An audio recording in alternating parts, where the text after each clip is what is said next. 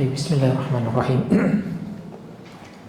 Assalamualaikum warahmatullahi wabarakatuh.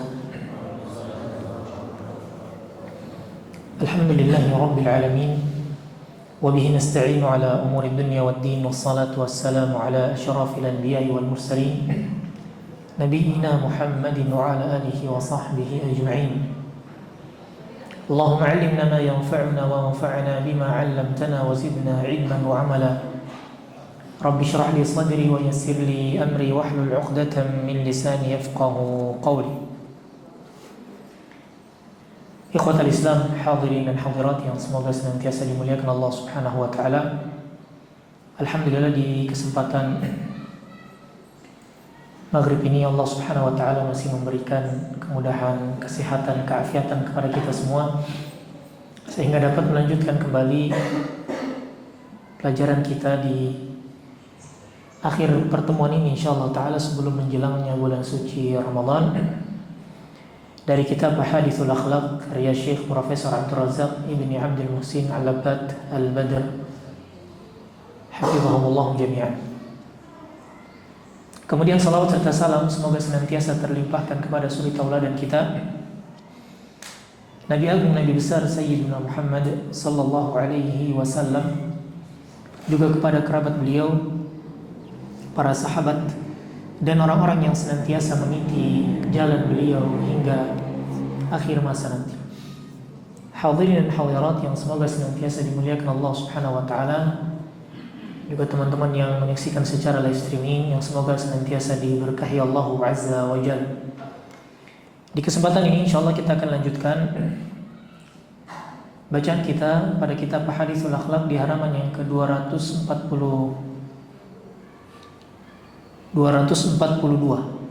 di paragraf yang terakhir, dan masih di tema besar yang ke-16, yaitu Zammul Ghibati wan Namimati was Sukhriyah, tercelanya ghibah, namimah, dan sukhriyah. Dan insyaallah ini adalah penutup dari tema besar ini sekaligus penutup dari kajian kita di pekan ini, karena biidznillah ta'ala insyaallah di pekan berikutnya kita biidznillah ta'ala sudah masuk ke dalam bulan suci Ramadan, dan selama Ramadan insyaallah kita fokuskan untuk memperbanyak ibadah dan tilawatul Quran. Baik, berkata Syekh hafizahullah ta'ala, wal wajibu wa jami'u ma taqaddam dakhilun fi adh-dhulmi alladhi harramahu Allah 'ala 'ibadihi.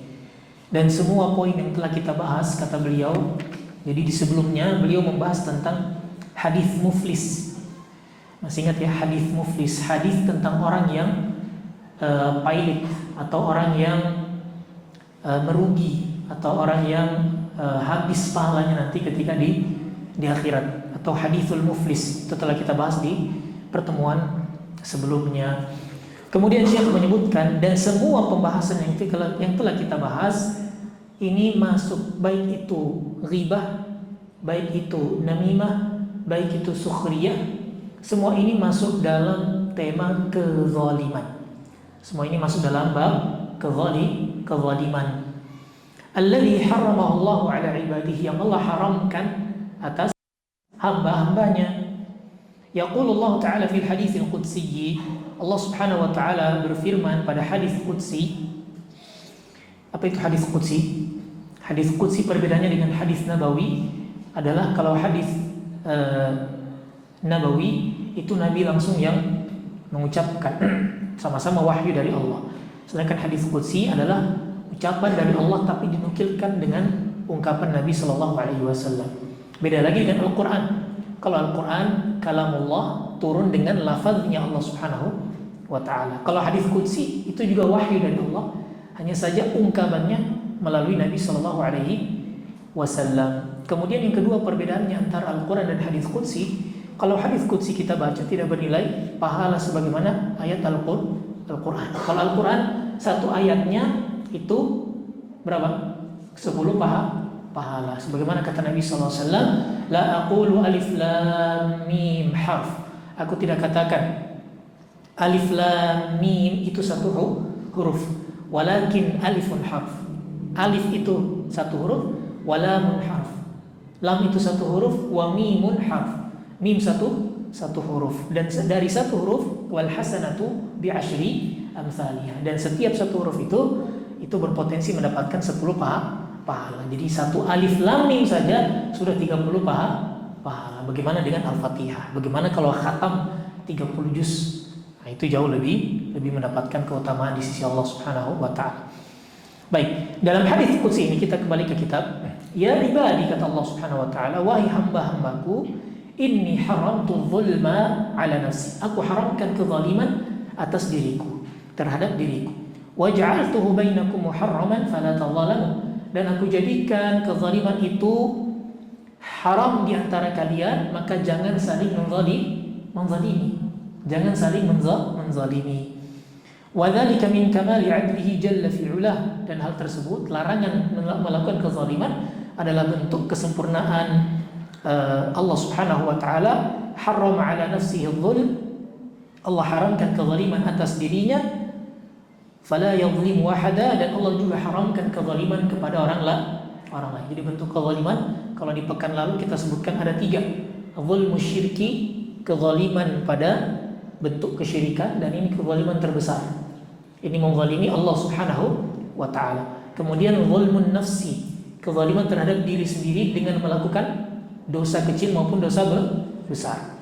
Kemudian yang ketiga adalah zulmun nas, menzalimi orang lain. Menzalimi orang lain. 2 yang pertama itu dapat dihapuskan dosanya dengan istighfar dan bertaubat.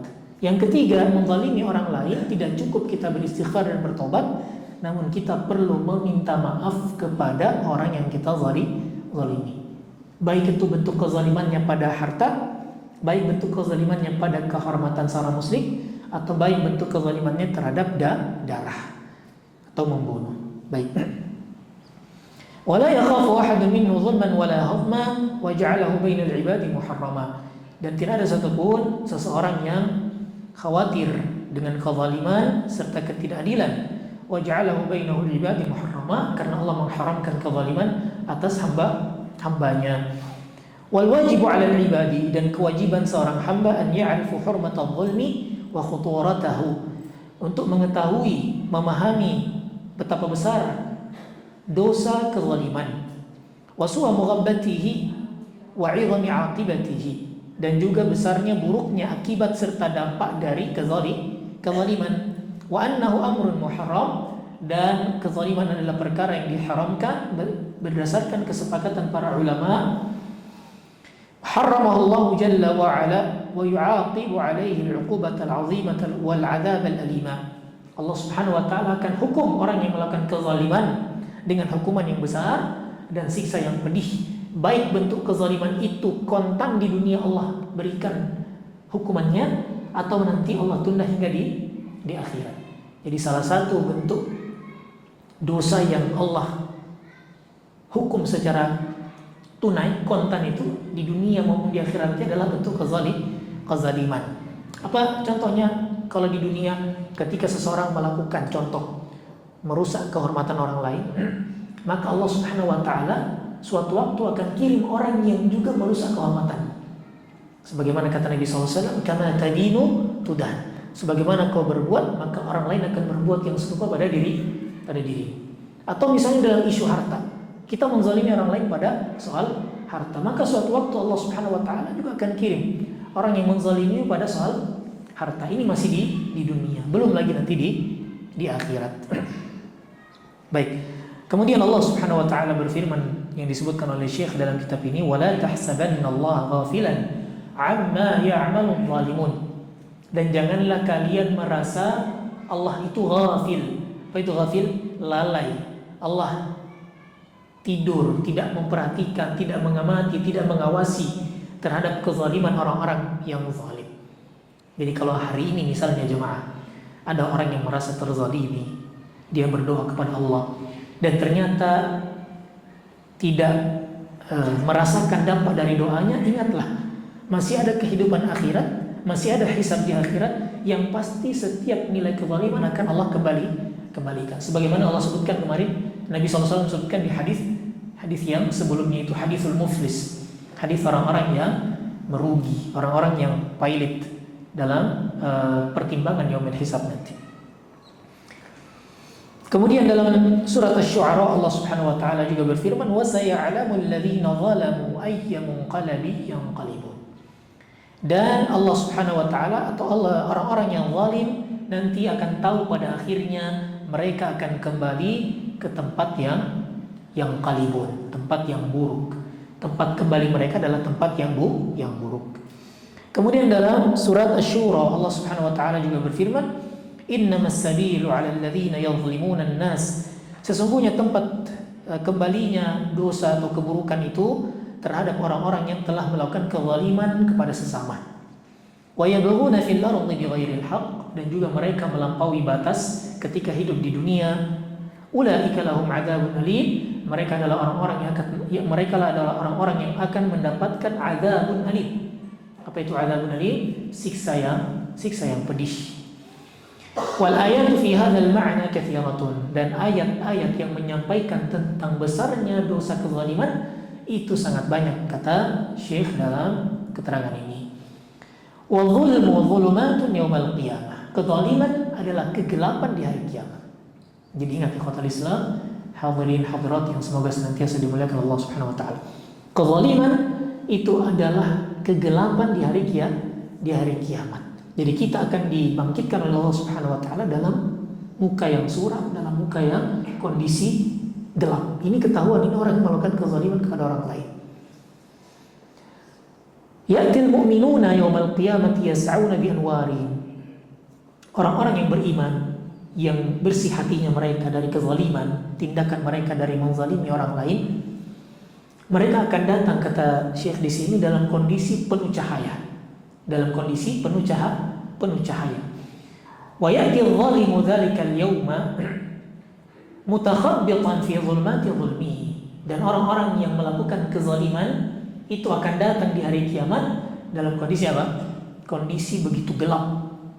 Begitu gelap kondisi mereka. Sehingga kalau tadi beliau katakan orang-orang yang bersih hatinya datang dalam kondisi penuh cahaya, orang-orang yang melakukan kezaliman datang dalam kondisi penuh dengan kegelapan. Rawal Bukhari wa Muslim fi sahihaihima, telah diriwayatkan oleh Imam Bukhari dan Muslim dalam kedua kitab sahih mereka dari sahabat Ibnu Umar radhiyallahu anhuma, anna Nabi sallallahu alaihi wasallam qala, dari Nabi sallallahu alaihi wasallam beliau bersabda, "Adz-dzulmu dzulumatun yaumal qiyamah." Kezaliman itu adalah kegelapan pada hari kiamat. Akhrajahu al-Bukhari, hadis ini diriwayatkan oleh Imam Bukhari dan Muslim. Wal lafzu lahu, dan lafaz yang dikeluarkan adalah lafaz dari Imam Al-Bukhari. Kemudian wal-zalimu alladhi iqtata'a bi dhulmihi min huquqil akharin syai'an. Orang yang zalim itu, kata beliau, memberikan satu garis besar tentang siapa orang-orang yang melakukan kezaliman. Wal-zalimu, dan orang-orang yang zalim, alladzi iqtata'a, adalah orang-orang yang merampas bi dhulmihi, dengan kezalimannya, min huquqil akharina, dari hak orang lain. Jadi merampas, merusak, atau mungkin kita beri bahasa menciderai hak orang lain, baik itu berupa apa? Dalam hadis Nabi SAW, harta, kehormatan, ataupun darah. Jadi mereka menciderai seorang muslim pada tiga aspek ini, kemudian dengan bentuk kezaliman. Walau kana qalilan aw nazran yasiran, walaupun itu nilainya kecil. Nah, maka teman-teman perlu banyak-banyak merenung, banyak-banyak memperhatikan, banyak-banyak mengevaluasi hal-hal yang seperti ini. Pernahkah kita menzalimi orang lain pada hal kehormatan misalnya, walaupun itu kecil? Walau nazaran yasira, walaupun itu kecil. Pernahkah kita menzalimi orang lain pada soal harta? Walau nazaran yasira, walaupun itu kecil nilainya. Tapi bukan soal besar kecilnya, namun tindakan kezaliman tadi yang dinilai besar di sisi Allah Subhanahu wa ta'ala. Nah, maka saya biasa kalau dalam kegiatan-kegiatan sharing itu sering saya sampaikan ke teman-teman, teman-teman yang khususnya buka donasi gitu ya. Ini juga mengingatkan teman-teman yang biasa buka donasi.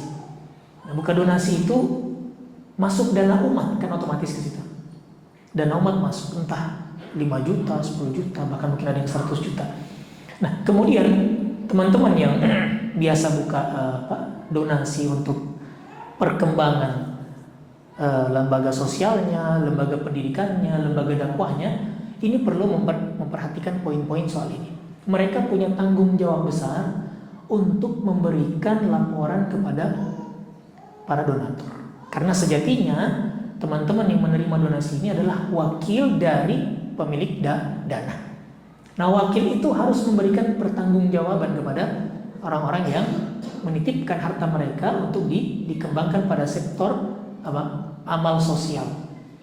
Nah, maka kalau misalnya dana itu kita minta untuk hal-hal yang bersifat pembangunan masjid misalnya, maka alokasikan dana itu pada hak-hak yang sesuai.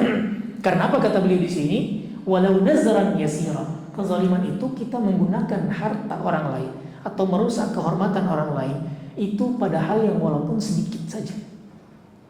Pada hal yang bersifat sedikit itu sudah masuk dalam kategori kezaliman.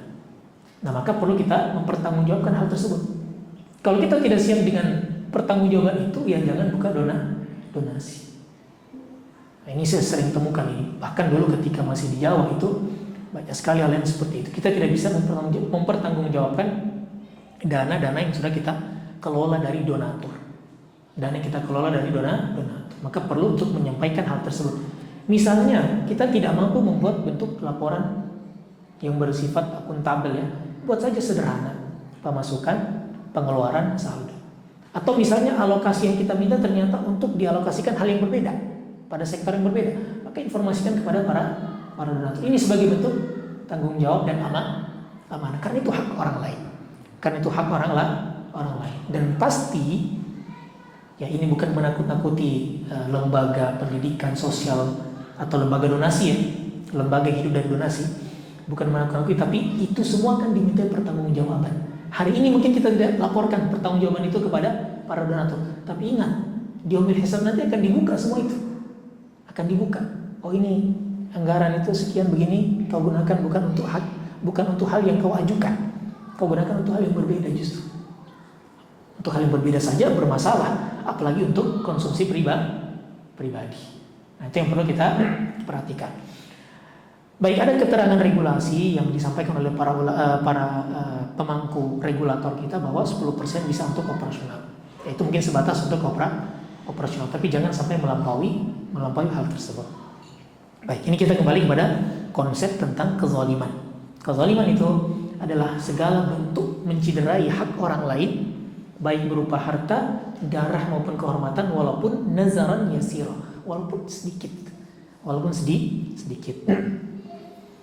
Kemudian fa innahu ya'ti yaumal qiyamati yahmiluhu ala atiqihi. Karena apa? Karena kezaliman yang sedikit tadi itu kata beliau di sini akan dibebankan kepada kita di yaumil hisab nanti. Jadi akan kelihatan sedikit berat. Semakin besar kezaliman kita kepada orang lain, akan semakin berat kita membawanya di hari kiamat. Akan memikulnya dengan beban kezaliman tadi. Di hari kiamat. Wa yutawwiqu khizyan lahu yaumal qiyamati bainal alamin. Dan dia membawanya itu dalam kondisi terhina.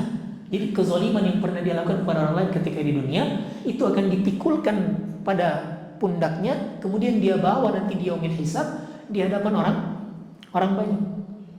Dan akan kelihatan, oh ini pernah melakukan kezaliman. Akan besar itu, semakin besar kezaliman yang dilakukan, maka akan semakin berat itu pikulan yang kita bawa di yaumil hisab nanti. Hal ini sebagaimana disebutkan oleh Nabi SAW dalam hadis yang sahih, riwayat Ummul Mukminin Ibunda Aisyah radhiyallahu taala anha. Beliau bersabda, "Man zalama qida shibrin minal ardi," siapa yang menzalimi, mengambil hak orang lain walaupun sekedar satu jengkal tanah. Nah, ini beliau sebutkan sini qida shibr, satu jengkal tanah, minal ardi, dari tanah, lahan, tuwiqahu min sab'i ardina. Allah Subhanahu wa taala akan timpakan pada dirinya sab'i aradina, 7 kali lipat dari tanah yang dia ambil. Berarti semakin besar 1 hektar rebut hak orang lain, ya maka berkali-kali lipat akan kita apa? Menjadi pikulan kita pada hari kiamat nanti. Maka ini menjadi satu hal yang begitu penting. Ini tidak berlaku hanya pada tanah ya. Kenapa Nabi menyebutkan dalam konteks ini tanah? Karena di masa lampau orang banyak menzalimi hak orang lain itu dengan patok tanah. Ini yang bermain dengan teman properti, yang bermain dengan pertanahan ini, soal patok itu kadang-kadang digeser. Nah itu di zaman Nabi juga sudah ada praktek-praktek seperti itu. Digeser patoknya waktu 1 jengkal, itu akan dibebankan kepadanya 7 bumi, 7 lapis bumi. Akan dipikulkan kepada dirinya di hari kiamat nanti. Ini kezaliman yang qidah shibr. Qidah shibr itu 1 jengkal. Nah bagaimana lagi kalau berhektar-hektar? Allahumma musta'an. Arati allati akhadha zulman, yaitu pada hari kiamat dia akan dibebankan dengan tanah-tanah yang telah dia zalimi, yahmilu ala atiqihi yaumal qiyamati ila 7 aradina khizyan lahu bainal alamin. Dia akan pikul di pundaknya dan Allah akan bangkitkan dia dalam kondisi seperti itu, khizyan, sebagai bentuk hinaan kepada dirinya, bainal alamin, di hadapan makhluk yang lain. Wa yaumul qiyamati yaumul qisas wa yaum raddil mazalim. Nah, ini beliau sampaikan hari kiamat adalah hari qisas, ikhwah. Nah, ini perlu kita jadikan renungan. Hari kiamat adalah hari qisas, hari mengembalikan hak orang lain yang tidak tuntas di dunia, di dunia. Nah, maka perlu kita ingat bahwa kehidupan dunia itu adalah kehidupan yang tidak lama, kehidupan yang tidak lama. Kita menzalimi orang, qadarullah orang yang kita zalimi telah wafat misalnya, ternyata ada hak yang belum kita kembalikan, atau ada hak-hak yang belum kita minta maaf dengannya, ya selesai. Berarti ada yang tidak beres di dunia, maka itu akan berlanjut di akhirat nantinya. Makanya kata beliau di sini, hari kiamat adalah yaumul qisas, hari pembalasan satu dengan yang lain. Wa yaum raddil mazalim, dan juga hari mengembalikan hak-hak yang terzalimi, hak-hak yang terzalimi. An Abdullah bin Unais radhiyallahu anhu, dari Abdullah bin Unais, semoga Allah meridai beliau, bahwasanya Nabi sallallahu alaihi wasallam bersabda. Jadi Nabi memberikan pesan tentang hari kiamat, yang hari kiamat itu adalah hari qisas. Hari kiamat adalah hari qisas. Yuhsyarun nasu yaumal qiyamati hufatan 'uratan buhma. Pada hari kiamat manusia seluruhnya akan dibangkitkan dalam kondisi hufatan, uratan. Hufa itu tidak berkhitan, uratan dalam kondisi telanjang, buhman dalam kondisi tidak memiliki apa-apa. Jadi kita semua ini akan dibangkitkan dalam kondisi apa? Hufatan, belum berkhitan, uratan, dalam kondisi tidak berpakaian sehelai pun. Yang ketiga adalah buhman, dalam kondisi tidak memiliki apa-apa. Pada suatu waktu Ibunda Aisyah bertanya dalam riwayat yang berbeda, "Ya Rasulullah, wahai Rasulullah, kalau begitu yanzuru ba'dhum ila ba'd, satu dengan yang lain akan saling lihat. Satu dengan yang lain akan saling lihat kalau mereka telanjang pada hari kiamat nanti." Raja telanjang. Apakah seperti itu pada hari kiamat? Tidak, kata Nabi sallallahu alaihi wasallam. Bahkan di hari itu orang itu pusing dengan dirinya masing-masing. Pusing memikirkan dirinya masing-masing. Tidak sempat mereka saling melihat satu dengan yang lainnya. Itu dalam salah satu riwayat. Sedangkan dalam riwayat ini Nabi SAW menyebutkan ketika ditanya apa itu buhman, wa ma buhman ya Rasulullah, apa itu buhman ya Rasulullah, ay laisa ma'ahum minad dunya syai'. Mereka tidak memiliki apa-apa ketika dibangkitkan nantinya. Dibangkitkan kita itu semuanya dibangkitkan sendiri-sendiri, jemaah. Wa kullu atihi yaumal qiyamati farda, kata Allah Subhanahu wa taala, dan setiap kita akan datang dibangkitkan di hadapan Allah di yaumil hisab farda, sendiri-sendiri. Jadi jangan pusing dengan orang ya. Kita pusing dengan urusan orang. Nah, kita ini juga dibangkitkan sendiri gitu. Orang mau bully kita, orang mau zalimi kita, orang mau tidak perlu kita pusingkan. Toh pada akhirnya kita ini dibangkitkan masing-masing. Untuk apa saya terlalu mempedulikan omongan orang? Dia tidak membantu saya di hari kiamat nanti. Saya juga tidak bantu dia di hari kiamat nanti. Masing-masing akan dibangkitkan di hadapan Allah sendiri-sendiri.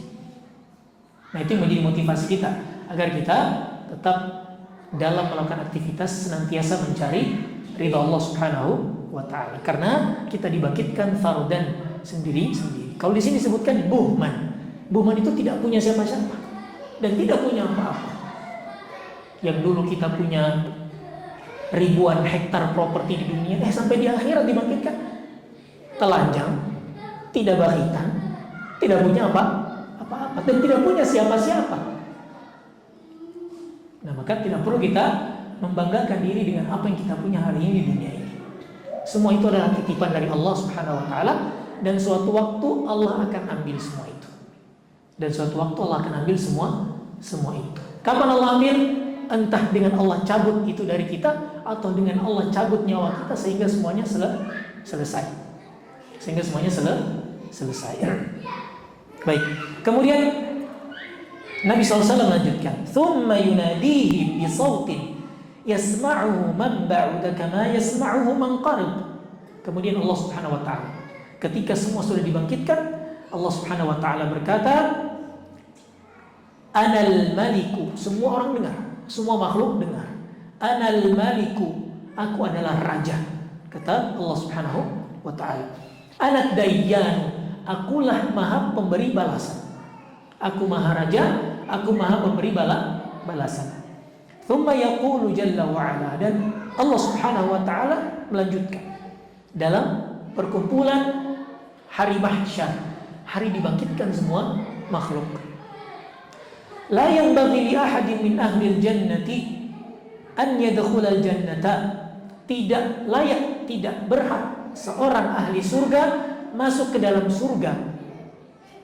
Wali ahadin min ahli nari alaihi mazlamatun hatta aqussaha minhu. Sedangkan yang mau masuk surga ini pernah menzalimi orang yang masuk neraka. Jadi ada si A jatahnya surga, si B jatahnya neraka. Ternyata si A mau masuk surga, Allah tahan dulu.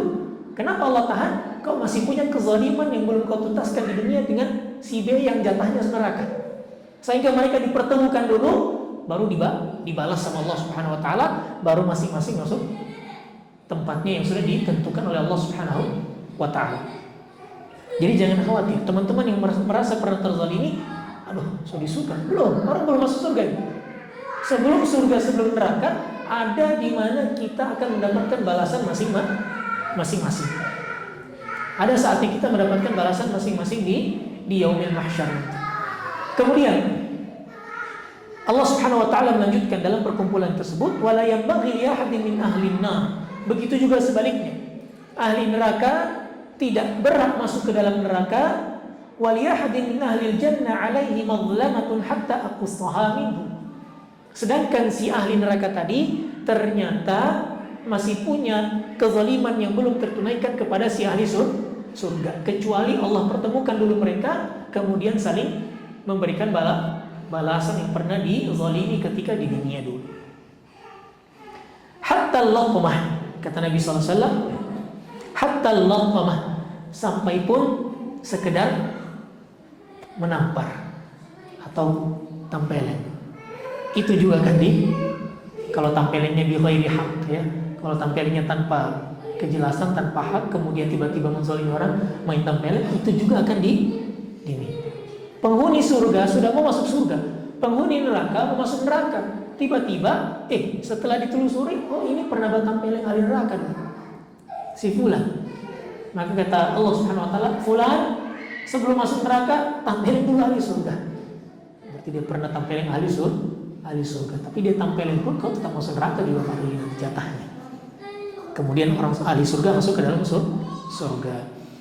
Qalu ya Rasulullah, para sahabat bertanya, wa kaifa dzaka wa hum innama ja'u buhman. Ya Rasulullah, bagaimana mungkin orang mau saling membalas, nah sedangkan mereka dalam kondisi tidak bisa apa-apa dan tidak mampu berbuat apa-apa. Kata Allah Subhanahu wa taala, bil hasanati wasayyi'at.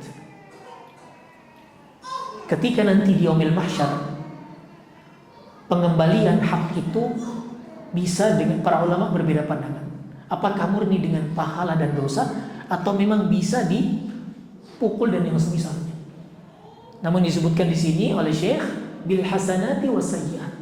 Pembalasannya itu dengan transfer pahala. Dengan transfer pahala, dan ini dikuatkan dengan hadis yang sebelumnya, hadis muflis. Hadis orang yang pailit ketika di hari kiamat.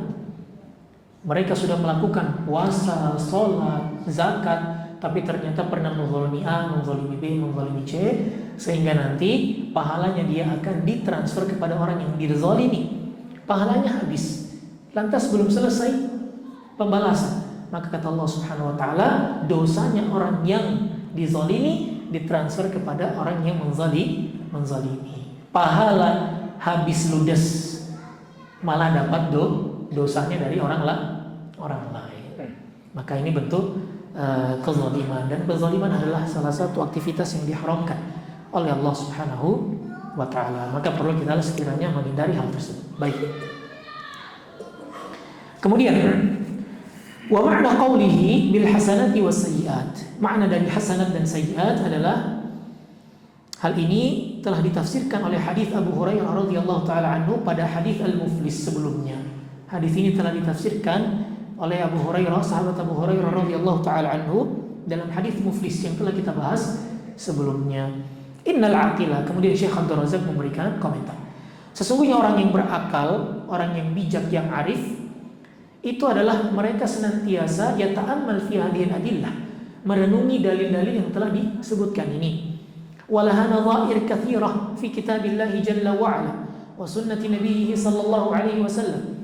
Karena banyak contoh disebutkan dalam Al-Qur'an maupun hadis Nabi sallallahu alaihi wasallam yang mengharamkan kezaliman dan juga menjelaskan betapa besar dampak dari kezaliman. Sawa'un kana muta'addiyan 'ala al-anfus aw muta'addiyan 'ala al-a'rad aw muta'addiyan 'ala al-amwal. Baik itu dari sisi aspek harta kezalimannya, atau kehormatan, atau darah.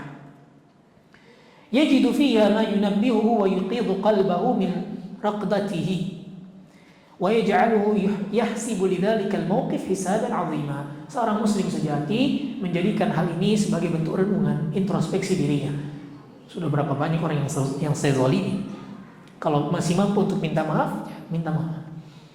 Kalau sudah wafat, ya memperbanyak bersedekah untuk orang yang pernah kita zalimi, atau sebut-sebut kebaikan orang yang pernah kita zalimi atau kita jatuhkan kehormatannya. Wa yaj'aluhu yahsibu lidzalika al-mawqif hisaban 'azima wa yazinu 'amalahu fi hadhihi al-hayati qabla an yuzan yawma yalqa Allah jalla wa ala.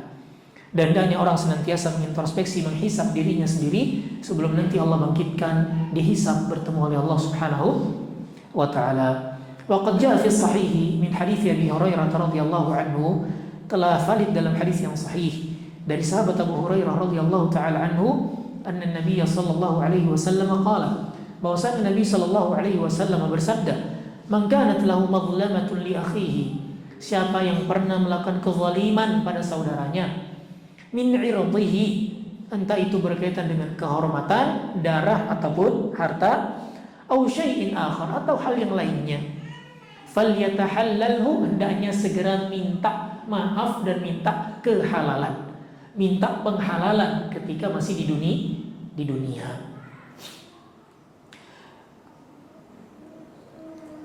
Qabla an la yakuna dinarun wala dirham, sebelum nanti kita dihisab oleh Allah Subhanahu wa taala dan sudah tidak berlaku lagi pembayaran penebusan melalui dinar maupun dirham.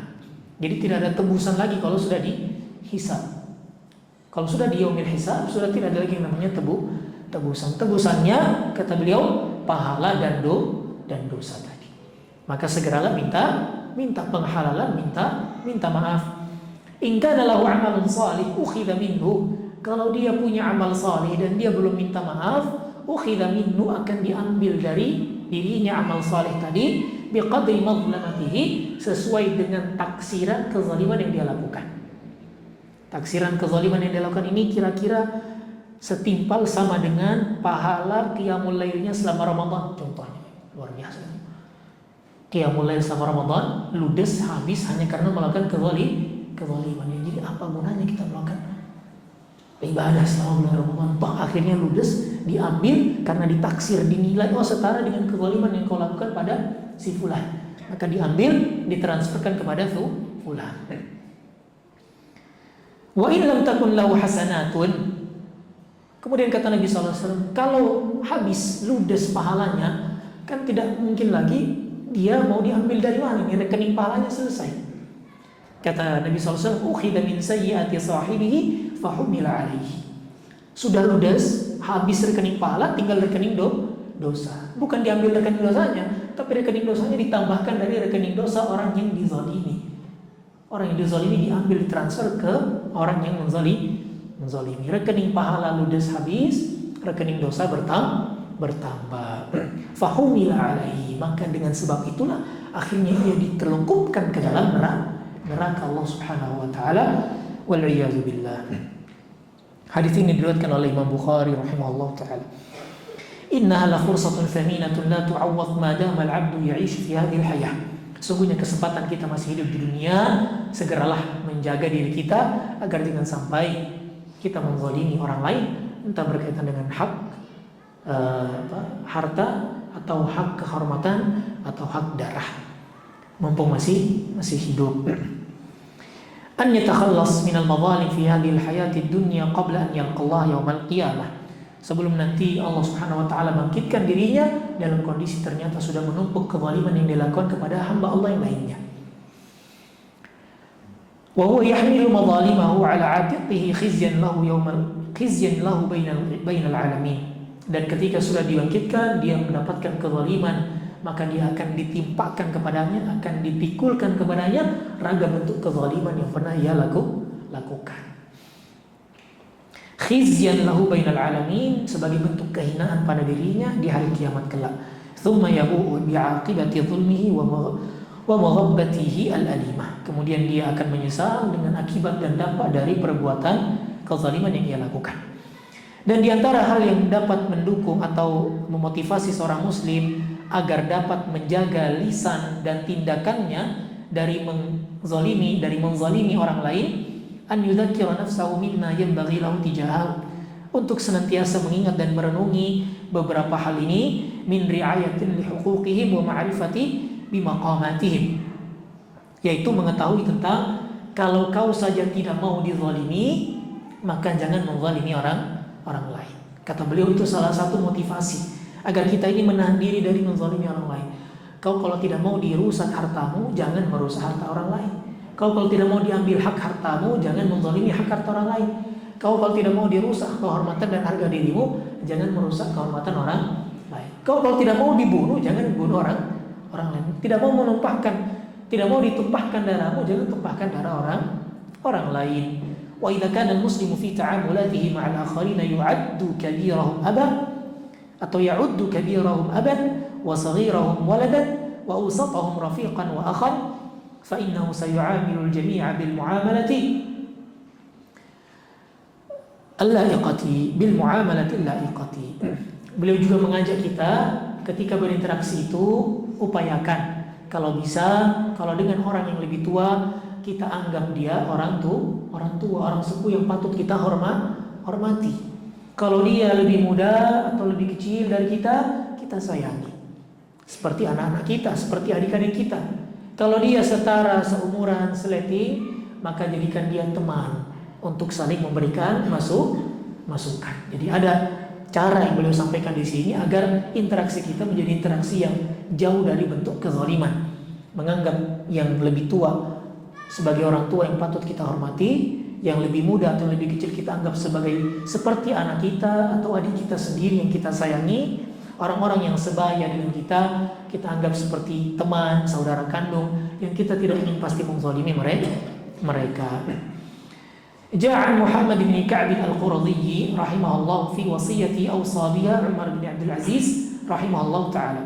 Ada sebuah riwayat dari Muhammad bin Ka'b al-Quradhi rahimahullah pada satu wasiat yang pernah disampaikan oleh Umar ibn Abdul Aziz salah seorang tabi'in mulia atau sering dikatakan sebagai khalifah yang kelima, yaitu Umar bin Abdul Aziz rahimahullah taala. Beliau berkata, "Idza aradta an-najata min 'adzabillah yaumil qiyamah," kalau engkau mengharapkan keselamatan dari hisabnya Allah pada hari kiamat, kalau engkau ingin mendapatkan kebahagiaan, kesuksesan dari hisabnya Allah pada hari kiamat, maka jadikanlah orang yang lebih tua ketika engkau berinteraksi dengan mereka sebagai orang tuamu yang engkau hormati mereka, dan orang yang sebaya denganmu jadikan sebagai saudara kandungmu, seakan-akan dia saudara kandung yang engkau berbuat baik kepadanya dan tidak ingin menzaliminya, dan jadikan anak-anak yang lebih kecil, yang lebih muda itu sebagai atau seakan-akan mereka adik atau anak-anakmu yang engkau menyayangi mereka. Fa ayyu ulaika tuhibbu an tusiya ilaihi.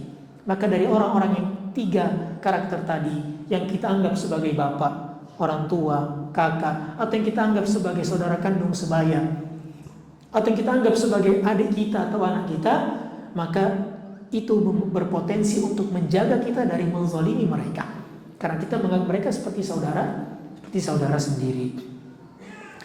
Ay idza i'tabartahu min mithli hadha al-hal al-kabir al-ab wal-awsat akh wa rafiq was-saghir ibnun ahsanta fi muamalatihi wallahu ta'ala a'lam bis-shawab. Inilah sekiranya yang dapat kami sampaikan pada kesempatan kali ini. Walhamdulillah, kita telah selesaikan tema besar ke-16 dari kitab Ahaditsul Akhlaq, yaitu tema tentang tercelanya ghibah, namimah dan sukhriyah. Semoga apa yang kita pelajari bersama dapat menjadi satu ilmu yang bermanfaat, dan semoga Allah Subhanahu wa taala mempertemukan kita kembali bila umur panjang setelah bulan suci Ramadan berlalu untuk melanjutkan kembali bacaan kitab kita ini biiznillah taala. Baik, ada satu pertanyaan. Ini sebenarnya sudah 3 pekan yang lalu pertanyaan, tapi selalu tidak bisa saya baca. Ini pertanyaan dari salah seorang ummahat berupa catatan tulisan. Disebutkan di sini, Assalamualaikum. Afwan Ustaz, harus seperti apa saya menyikapi orang yang saya kenal? Mohon maaf, ini ummahat yang bertanya, saya baru bisa membaca pertanyaannya karena pas waktu masih ada sedikit insyaallah. Karena sakit hati, saya hapus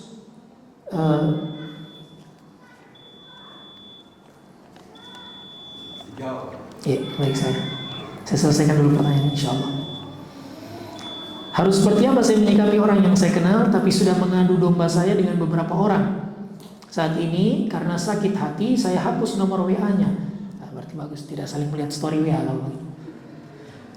Saya juga tidak mau lagi lihat dia, padahal kami sudah saling ridho. Bahkan dia tidak mempermasalahkan masalah yang terjadi. Sampai di sini clear, sudah saling ridho. Namun setelah beberapa bulan dia ungkit lagi, bahkan melebih-lebihkan bahasa. Entah untuk apa tujuannya. Saya pernah lihat dia lagi, tapi karena sakit hatiku saya buang muka dan sinis. Beliau sudah banyak mengadu domba orang dan banyak yang tahu kalau beliau seperti itu atau memiliki sifat seperti itu. Padahal beliau sudah dikenal di kalangan ummahat, seorang ummahat yang bermanhaj salaf. Syukran jazakumullahu khairan. Baik, Allahu a'lam bishawab. Terkait menyikapi tipikal atau karakter orang seperti ini yang hobinya mengadu domba, berdamailah dengan diri Anda yang pertama, minta ridha Allah Subhanahu wa taala, memohon kepada Allah Subhanahu wa taala agar Allah memberikan taufik dan hidayah kepada kita semuanya, kepada umat ataupun siapa saja yang mengalami hal serupa. Mendapatkan hidayah dari Allah Subhanahu wa taala, semakin tenang, semakin damai, semakin ridha terhadap ketentuan. Karena mendapatkan teman seperti ini itu juga bagian dari ujian, gitu ya. Mendapatkan teman seperti ini ya sering adu domba, sering gibah, sering jatuhkan kehormatan, mohon maaf sering lambe turah mungkin. Ya itu ujian buat kita. Itu ujian buat kita. Maka pertama kali minta ridha Allah Subhanahu wa taala terhadap ujiannya.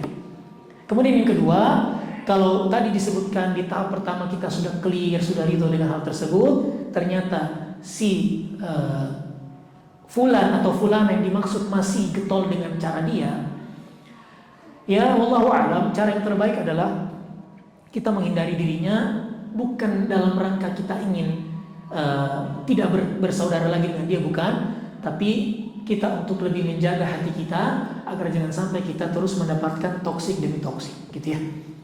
Sehingga itu dikhawatirkan justru akan merusak hati kita. Padahal kita sudah ingin berupaya mendapatkan ridho Allah, sudah berdamai dengan diri, dengan hati kita, ketemu lagi itu mengingatkan kembali hal tersebut. Iya, kalau cuma ketemu, kalau ternyata dia buat lagi, bahkan tadi disebutkan dalam pertanyaan, hal yang berlebih, dibuat-buat dengan bahasa yang berlebih-lebih, maka ini pasti ada hal yang rusak di dalam hati orang tersebut, dan kita hindari dia dalam rangka bukan untuk kita ingin memutus hubungan persaudaraan, tapi kita ingin menjauhi dalam arti menghindari toksik itu. Namun ingat, yang ketiga ini penting, kendati pun kita tidak ingin berjumpa lagi dengan dirinya, yang paling tidak kita tetap mendoakan dirinya agar Allah berikan hidayah atas hal tersebut. Boleh jadi hari ini dia seperti itu, semoga di hari-hari kemudian hari, di hari-hari berikutnya Allah memberikan perubahan pada dirinya. Karena kalau kita tidak mendoakan dan kita cuma jatuh pada pembulian juga,